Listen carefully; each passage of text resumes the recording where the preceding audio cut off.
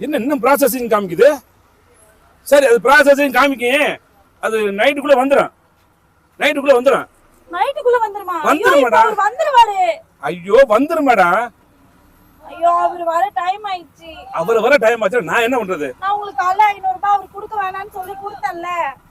கொடுக்க வேணாம்னு சொல்லிட்டு போனாரா? அந்த எண்ணத்துக்கு தான் வர மாட்டேது உங்களுக்கு. என்னது? அந்த கெட்ட எண்ணத்துக்கு.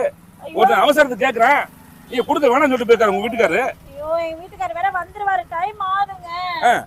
அது யார் என்ன பண்றது? உங்களுக்கு தான் ப்ராசஸிங்ல இருக்கு. நான் தான் அனுப்பி உங்க கண்ணு மேல தானே போட்டேன். கையில இருக்க காசு கொடுத்தல்ல. ஆமா. இப்போ நான் என்ன பதில் சொல்றது? நீங்க என்னமோ சொல்லிட்டு போங்க, எனக்கு தேவையில்ல. அண்ணா பாருங்க, இன்னொரு வாட்டி அமுக்குங்க. இன்னொரு வாட்டி போடுங்க. இந்த ப்ராசஸிங் தானே காமிக்குது.